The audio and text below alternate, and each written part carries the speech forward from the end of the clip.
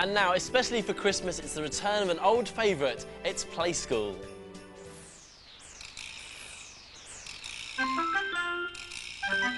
Get ready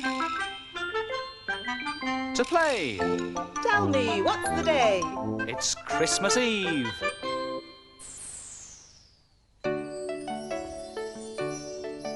Come bring with a noise, my merry, merry boys, a Christmas log to the firing.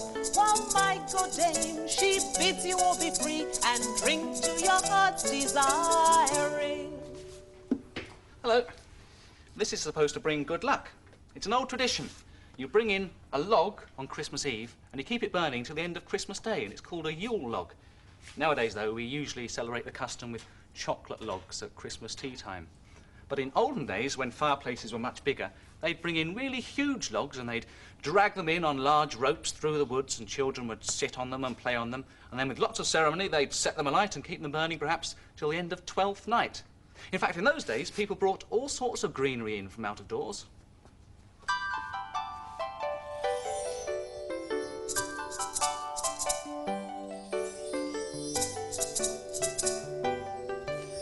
Be merry all,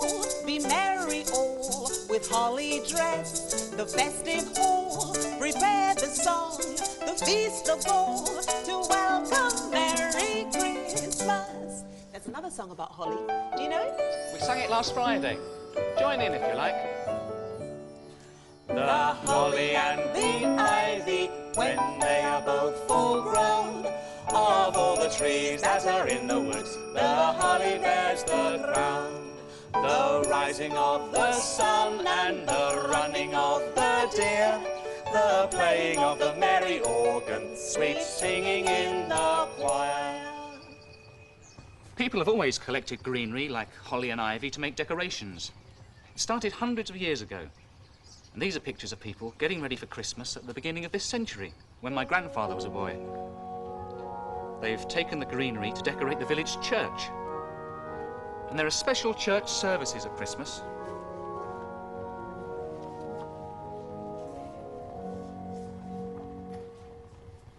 And there's plenty left over for home too. This family have a big tree full of decorations.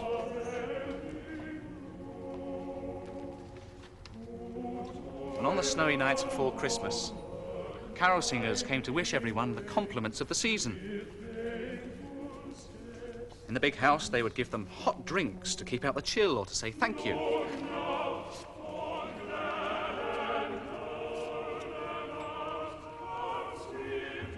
And late on Christmas Eve, everyone would go to church to sing carols and celebrate the birth of baby Jesus.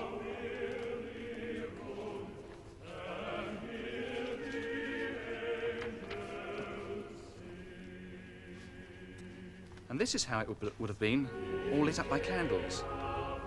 But this is a special service today that churches still have, where all the children are given candles called Christingles. Can you see them? They're hollowed out oranges with a candle standing inside. The orange represents the world, and the candlelight, Jesus.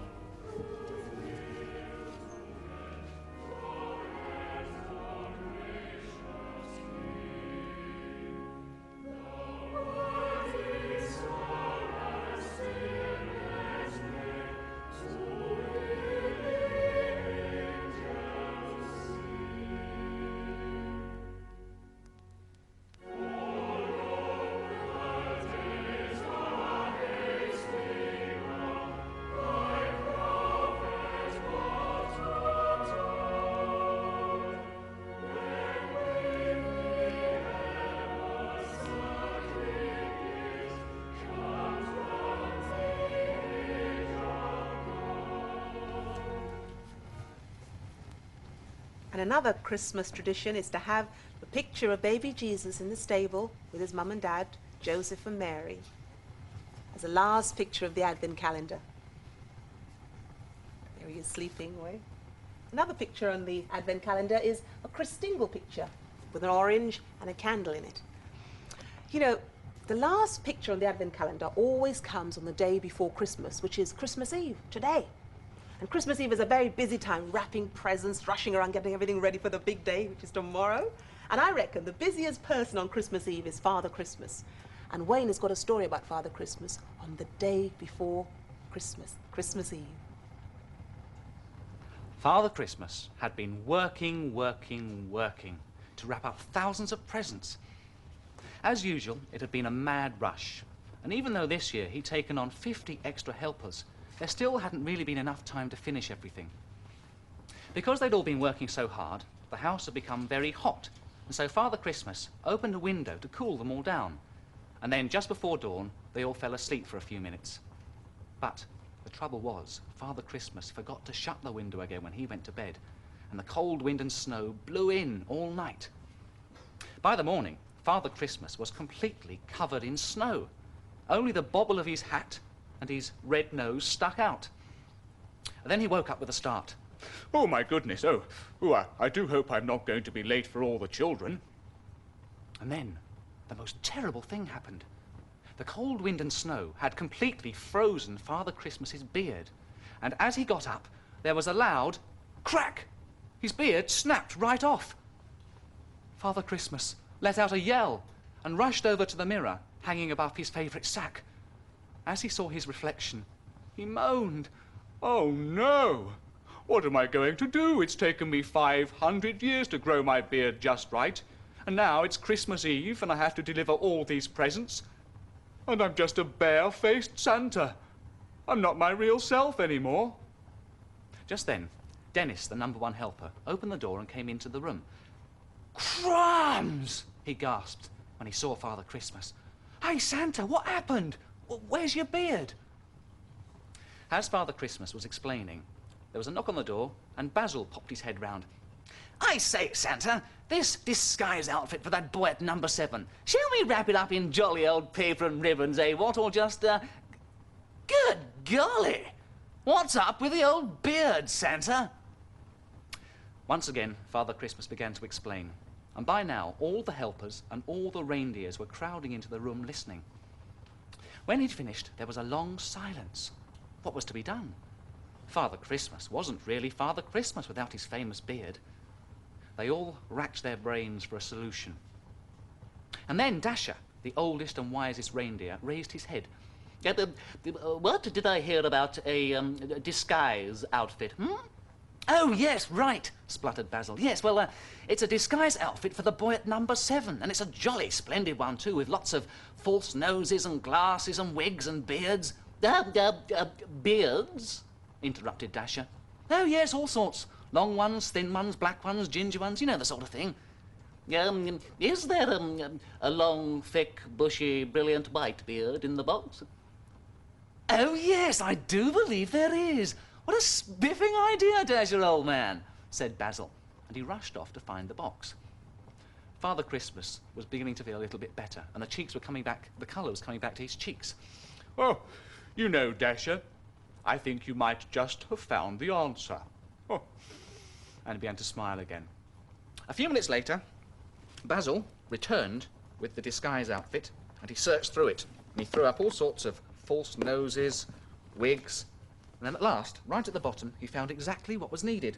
A long, thick and bushy, brilliant white beard. And it had 2 hooks to hold it over the ears.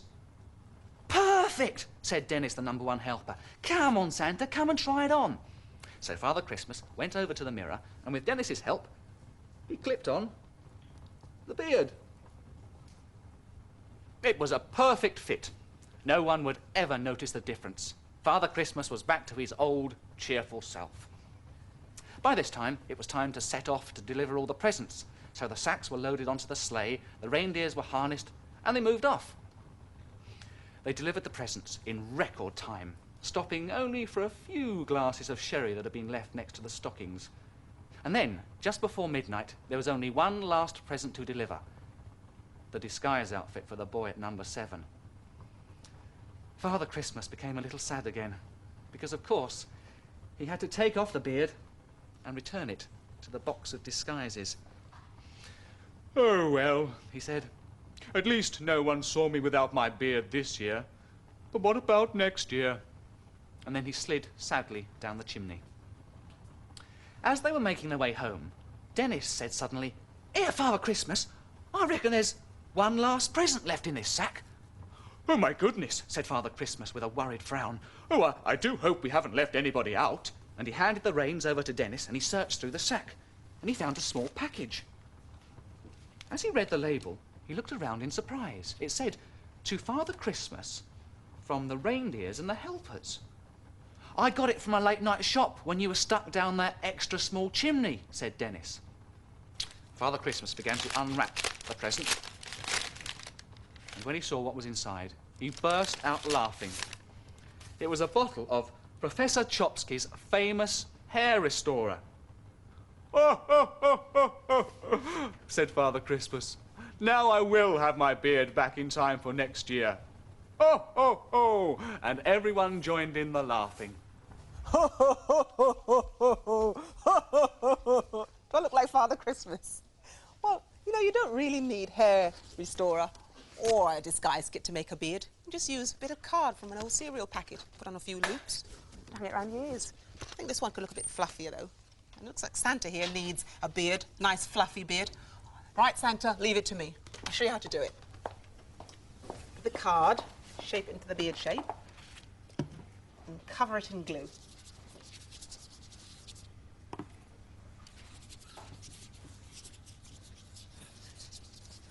To make it fluffy, you can use tissue paper or cotton wool.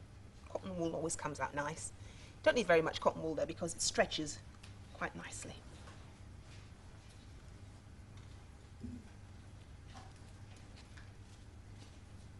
I think I've got too much here. That's better.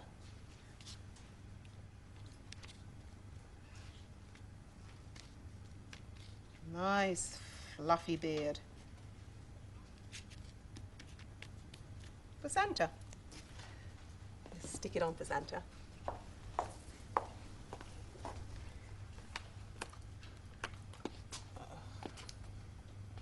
Let's put those loops behind. You don't want a loop, do you, Santa? No.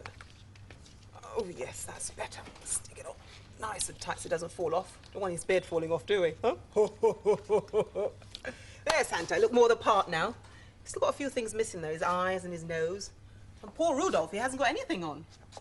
What can I start you off with, Rudolph? I know. Some antlers. Oh, there's a twig. Better now? Do you know Rudolph's song? I bet you do. Rudolph the red-nosed reindeer had a very shiny nose. And if you ever saw it, you would even say it glows. All of the other reindeers used to laugh and call him names. They wouldn't let poor Rudolph join in any reindeer games. Then one foggy Christmas Eve, Santa came to say, "Rudolph, with your nose so bright, would you ride my sleigh tonight?" Then all the reindeers loved him, and they shouted out with glee, "Rudolph, the red-nosed reindeer, you got on in his story." Better, Rudolph? Hang on, Flo, you've not got a red nose for him. No Santa yet. Ah. He's missing his mouth just there. Tell you what, you put a mouth on, will you? And I'll fix up the beak. OK, I'll have a look in the disguise outfit. If you want to make a disguise outfit, perhaps you could find some old bits of wool that you can make a moustache from, or perhaps an old pair of sunglasses, maybe some sticks of face paint. Now I'll get on with his lips here. Big red lips for Father Christmas. Use some red cheeks too.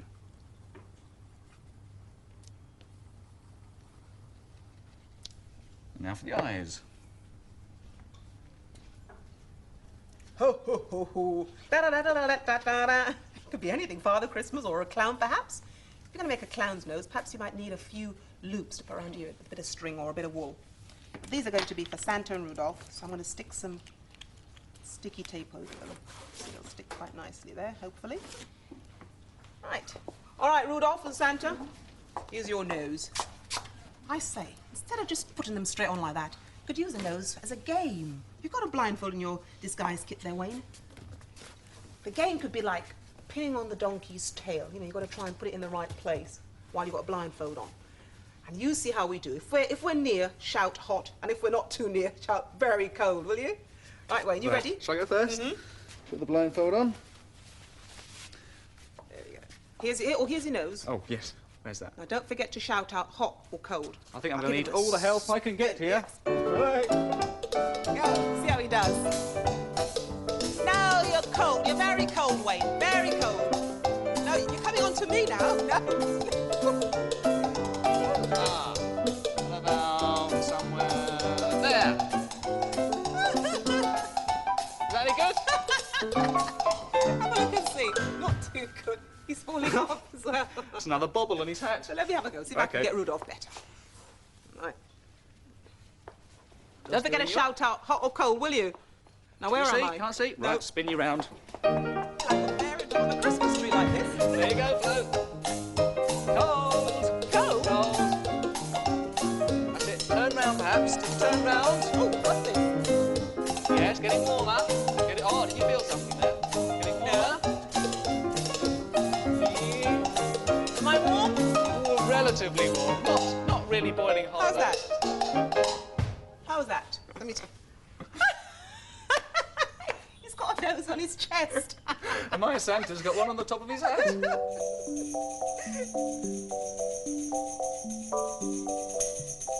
Another game for you to play. Two Santa's faces. Now one's going to change, and you try and spot the difference. How many differences can you spot? Well, the mouth's different. The nose is different. Cheeks are different. That's 3. Oh, there's a bubble on the hat. On one and not on the other, so that's 4. Can you spot any more? I can't. Oh, and a bigger face, bigger smile? Now they're back the same. Both smiling. Ho, ho, ho. Oh, the sleigh bells are getting closer. Ah, bingo! Pulling a sleigh with all those sleigh bells ringing away. I'll undo you, shall I? We've got a bit hooked up there. If you just slip through there. That's better. Now, what are these? Oh, I see. Are these the stockings for Christmas? Ah. Is that one mine? Is that for me? Oh, well, that's a nice colour. I'll hang that up in a minute. And what about this one over here? Oh, this really long one. That's for you, is it? I thought Bingo would want a big one. Right, I'll hang these up. Will you be hanging any stockings up tonight? No. Some people often leave a drink out for Father Christmas and something to eat, perhaps. Mince pies. Wayne, you fancy a mince pie? I wouldn't mind. But All right, then. I'll leave you to put those out for Father Christmas. All right, don't eat all of them, just one. I'll only eat one of them, yeah. I'll hang this stocking up. Hello, Cuckoo. You getting excited for Christmas? So you got your stocking ready? Do you know what time Cuckoo's clock is saying? Oh, no, you can't tell, can you? Cuckoo, your stocking's in the way. Right, put that in there. Now you can tell. What time does the clock say? Well, the long hand's pointing straight out, so that means it's something o'clock. And the short hand's pointing to what number? The number 3. So today the clock says 3 o'clock on Christmas Eve. And it's time for us to go. Hang on, Flo. Do you know what my favourite tradition is at Christmas? No. Shall I tell you? It's this. Mistletoe. Did you know that if you find some mistletoe hanging up and you find someone underneath it, you can give them a kiss? And I've been dying to kiss Flo, so... Oh, Cuckoo, trust you to get in the way. But I hope you get your stocking full of presents, though. Goodbye. Oh, listen, have a nice Christmas. And listen out for the sleigh bells, won't you? Remember, play school's on early tomorrow, 25 to 9. See you then. Goodbye. Merry Christmas.